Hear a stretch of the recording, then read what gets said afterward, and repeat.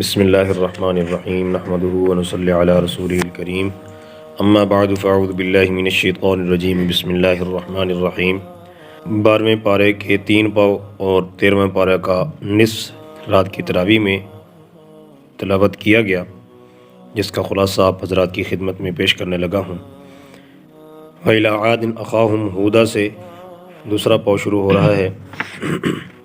اس رکوع کے اندر ان آیات میں اللہ تبارک و تعالیٰ نے حضرت ہود علیہ السلام اور ان کی قوم کا تذکرہ فرمایا ہے کہ ہود علیہ السلام نے اپنی قوم کو اللہ کی توحید کی دعوت دی اور اللہ کے عذاب سے ان کو ڈرایا، اور ان کے سامنے یہ بات رکھی کہ اس بات پر، اس دعوت پر میں تم سے کوئی دنیا کی مال یا دنیا کا کوئی سوال نہیں کرتا، میں تو تمہارے لیے تمہاری آخرت کی بھلائی کا طلبگار ہوں، لہذا میری بات مان لو، اللہ سے معافی مانگ کے اللہ کی طرف متوجہ ہو جاؤ۔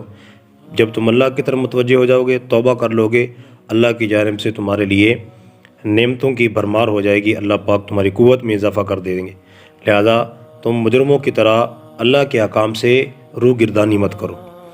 تو قوم والوں نے سرکشی کی، آپ علیہ السلام کی دعوت پر لبیک کہنے کی بجائے آپ کی مخالف ہو گئے اور آپ کی بات ماننے سے منکر ہو گئے۔ پھر وہی ہوا جو سابقہ نہ ماننے والی مجرم قوموں کے ساتھ ہوا، اللہ نے ان کو پکڑا اور ان پر عذاب نازل کیا۔ حضرت صالح علیہ السلام اور قوم سمود کا تذکرہ ہے۔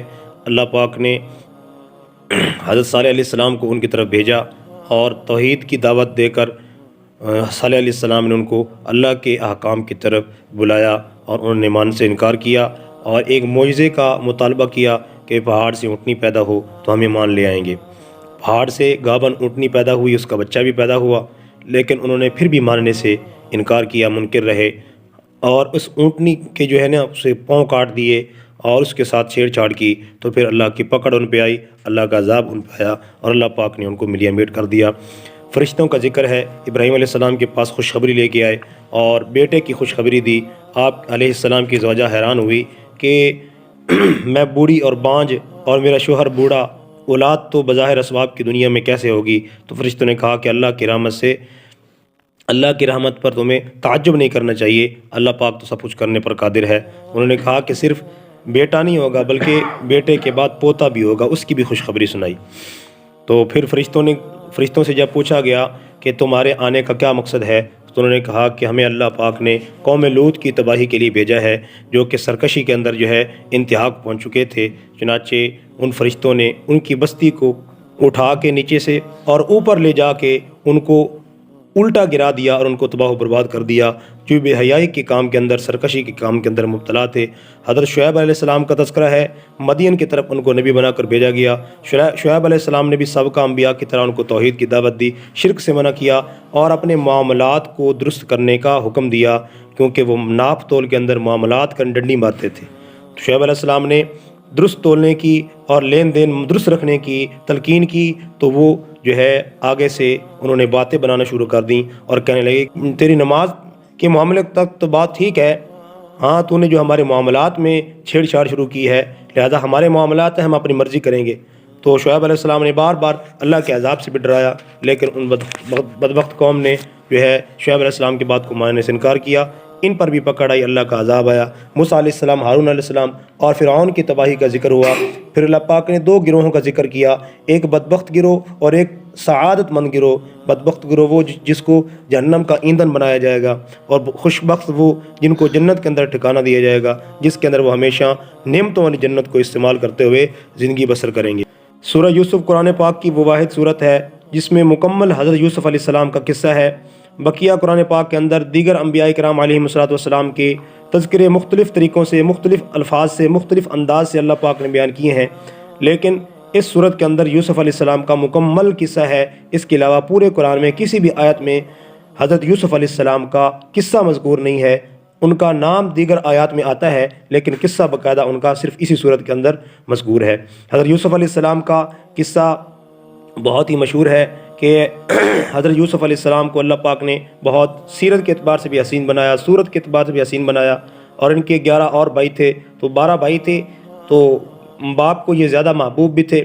تو خواب دیکھا یوسف علیہ السلام نے کہ مجھے 11 جو ہے ستارے، سورج اور چاند مجھے سجدہ کر رہے ہیں۔ باپ سے خواب کا ذکر کیا، باپ نے منع کیا حضرت یعقوب علیہ السلام نے کہ اپنے اس خواب کا ذکر اپنے بھائیوں کے پاس مت کرنا، کہیں وہ تمہارے ساتھ کوئی چال نہ چل دیں۔ تو وہ بھائی جو تھے وہ حسد کرنے لگے اور انہوں نے یوسف علیہ السلام کو راستے سے ہٹانے کی کوشش کی اور قتل کرنے کا منصوبہ بنایا۔ پھر ایک نے کہا کہ قتل نہ کرو، کسی اندھے کنویں کے اندر ڈال دو، کسی کنویں میں ڈال دو، آگے وہ جانے اور اس کا کام جانے۔ پھر یہی کیا، یوسف علیہ السلام کو کنویں کے اندر ڈالا اور پھر جو ہے ایک قافلہ پانی بھرنے کے لیے آیا تو انہوں نے یوسف علیہ السلام کو نکالا اور مصر کے اندر لے گئے۔ وہاں جو ہے ان کی بولی لگی، بکے، اور وہاں کا جو عزیز مصر تھا وہ صاحب اولاد نہیں تھا، تو یوسف علیہ السلام کو اس نے خرید لیا، اپنے گھر کے اندر رکھا۔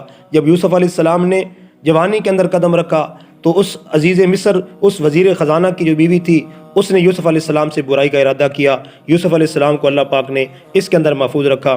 پھر جو اس علاقے کی عورتیں تھیں انہوں نے اس عورت کو، عزیز مصر کی بیوی کو تانا دیا کہ تو ایک غلام پر جو ہے فریفتہ ہو گئی تھی اور اس کے ساتھ جو ہے برائی کا تو نے ارادہ کیا۔ تو اس نے ان کی دعوت کی اور ان کے سامنے پھل بھی رکھ دیے، چھریاں بھی رکھ دیں۔ پھر یوسف علیہ السلام کو حکم کیا کہ باہر نکلو۔ یوسف علیہ السلام جب باہر نکلے تو انہوں نے دیکھا تو اس قدر حواس باختہ ہوئیں یوسف علیہ السلام کی کو دیکھ کر، تو انہوں نے بجائے پھلوں کو کاٹنے کے اپنے ہاتھوں پر چھریاں چلانا شروع کر دیں۔ تو پھر وہ ساری عورتیں جو ہے سازش کے اندر مبتلا ہو گئیں۔ تو عزیز مصر کی بیوی نے کہا کہ اس کو میں ضرور جیل کے اندر ڈال کے رہوں گی۔ تو یوسف علیہ السلام نے اللہ کے دربار میں دعا کی کہ اللہ میں تو پاک دامنی چاہتا ہوں، میں تو عفت چاہتا ہوں، میں تو حیا والی زندگی چاہتا ہوں، میں تو نافرمانی نہیں چاہتا۔ اے اللہ مجھے جیل منظور ہے، لیکن جس برائی کی طرف یہ عورتیں مجھے، جس مکر کی طرف مجھے دعوت دے رہی ہیں، اللہ میرے سے حفاظت فرما۔ چنانچہ اللہ پاک نے ان کی دعا کو قبول کیا۔ پھر جیل کے اندر چلے گئے۔ پھر جیل کے اندر جو عرصہ گزارا، تقریباً 7 سال کا عرصہ گزارا، جیل کے اندر بھی ان کے رہنے کا منظر اللہ پاک نے ذکر کیا کہ جو اللہ کا نیک بندہ ہوتا ہے وہ جس جگہ بھی جاتا ہے وہاں اللہ کے دین کی دعوت دیتا ہے۔ تو یوسف علیہ السلام جیل کے اندر گئے، وہاں ان کے ساتھ 2 جوان بھی تھے، انہوں نے اپنا خواب بھی ذکر کیا۔ یوسف علیہ السلام نے ان کو ان کے خواب کی تعبیر بتائی، لیکن خواب کی تعبیر بتانے سے پہلے یوسف علیہ السلام نے سب سے پہلے اپنی بات ان کے سامنے رکھی کہ میں کیا ہوں، میرا مقصد کیا ہے، میرے آباء و اجداد کا کام کیا تھا، اور ہمیں اللہ پاک نے دنیا میں کس لیے بھیجا ہے کہ یا صاحب السجن ارباب متفرقون، اے میرے جیل کے ساتھیو۔ یعنی کتنا پیارا انداز ہے، محبت بھرا انداز ہے کہ اے میرے جیل کے ساتھیو، کیا ایک اللہ یا کئی خداؤں کو ماننا بہتر ہے یا ایک خدا بہتر ہے؟ یعنی اس طرح بات سمجھائی اور کہا کہ یہ جو لوگوں نے نام کے بت جو ہے اپنے معبود اور خدا بنا رکھے ہیں، ان سے کچھ نہیں ہوتا صرف اللہ کی ذات سے ہے۔ لہذا اسی اللہ نے ہمیں حکم دیا ہے کہ عبادت صرف اسی کی جائے اور اسی کے دین کی اور اس کے راستے کی پیروی کی جائے۔ اور پھر ان کے خواب کی تعبیر بتائی۔ ایک کو بتایا تو اپنے مالک کو شراب نچوڑ کے پلائے گا، دوسرے کی خواب کی تعبیر تھی کہ تجھے سولی پر لٹکا دیا جائے گا، چنانچہ اس کو سولی دے دی گئی۔ اور دوسرا جو بچ گیا اس کو یوسف علیہ السلام نے کہا بادشاہ سے ذکر کرنا کہ ایک بیچارہ بے گناہ جیل کے اندر قید ہے، اس کی بھی ذرا خیر خبر لے لو۔ لیکن اللہ کا یہ کرنا ہوا کہ اس کو جیل سے باہر آ کے یہ بات جو ہے بھول گئی۔ پھر جو بادشاہ تھا، عزیز مصر تھا، اس کو ایک عجیب خواب آیا۔ اس خواب کو اس نے اپنے رعایا کے پنجایت کے سامنے رکھا، اپنے وزیروں مشیروں کے سامنے رکھا۔ انہوں نے کہا کہ ہمیں تو اس کی تعبیر معلوم نہیں ہے۔ پھر اس شخص کو وہ بات یاد آئی کہ خواب کی تعبیر بتانے والا تو ایک جیل کے اندر ہمارے ایک ساتھی تھا، یوسف تھا، اس کا ذکر کیا۔ اس نے کہا کہ میں اس کے پاس جاتا ہوں۔ یوسف علیہ السلام کے پاس گئے۔ اس بادشاہ کو خواب ہی آیا تھا کہ 7 موٹی گائیں کمزور گاؤں کو کھا رہی ہیں اور 7 خشک ہیں اور 7 تر ہیں، تو سبز ہیں۔ تو یہ خواب تھا، ان کو سمجھ نہیں آ رہی تھی۔ تو یوسف علیہ السلام نے خواب کی تعبیر بھی بتائی اور اس تعبیر اور اس مسئلے کا حل بھی بتایا۔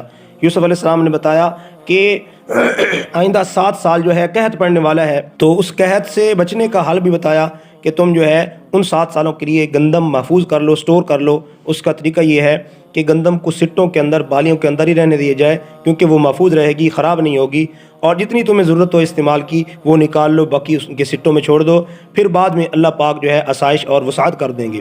چنانچہ بادشاہ کے سامنے جب یہ تعبیر رکھی گئی تو وہ بہت خوش ہوا۔ اس نے کہا کہ یہ تو بہت کام کا آدمی ہے۔ تو یوسف علیہ السلام کے پاس بندہ بھیجا کہ آپ کو رہا کیا جاتا ہے۔ یوسف علیہ السلام نے کہا کہ میں اس وقت تک جیل سے باہر نہیں آؤں گا جب تک مجھ پر لگا ہوا داغ مجھ پر صاف نہ ہو جائے، کیونکہ میں نے تو اللہ کے دین کی دعوت کا کام کرنا ہے۔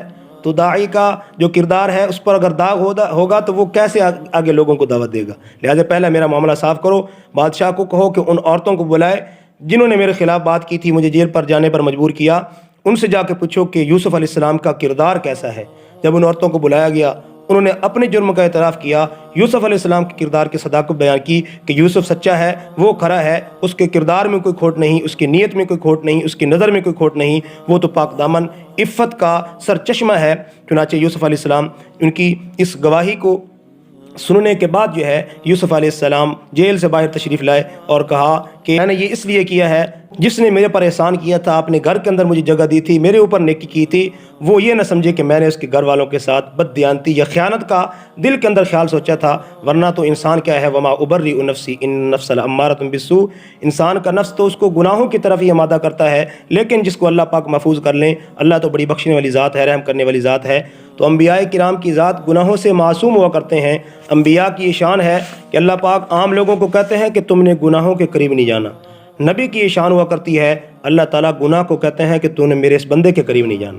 کذالک لنصرف عنہ السوء والفحشاء، اللہ پاک فرماتے ہیں کہ ہم نے یوسف سے بے حیائی کو اور نافرمانی کو دور کر دیا، اللہ پاک نے محفوظ کر دیا۔ تو پھر یوسف علیہ السلام کا یہ صبر، بچپن کے اندر معصومیت کا دور ہے، معصومیت کا، بچپن کا، کھیلنے کودنے کا زمانہ ہے، اسی وقت سے مشقت کا سامنا کرنا پڑ رہا ہے کہ سگے بھائیوں نے حسد کی وجہ سے کنویں کے اندر ڈال دیا، پھر وہاں سے بکتے بکاتے مصر کے اندر پہنچے، مصر سے پھر جیل کے اندر اتنا عرصہ جو ہے گزارا۔ تو یہ مشقت کا عرصہ جو گزارا، اللہ پاک نے اس صبر کا، اس پریشانی کا جو پھل دیا، جس ملک کے اندر ان کو جیل کے اندر رکھا گیا تھا، آپ علیہ السلام کی کارکردگی، اخلاق اور عمدہ کردار کی بدولت آپ کو وزیر خزانہ بنا دیا گیا۔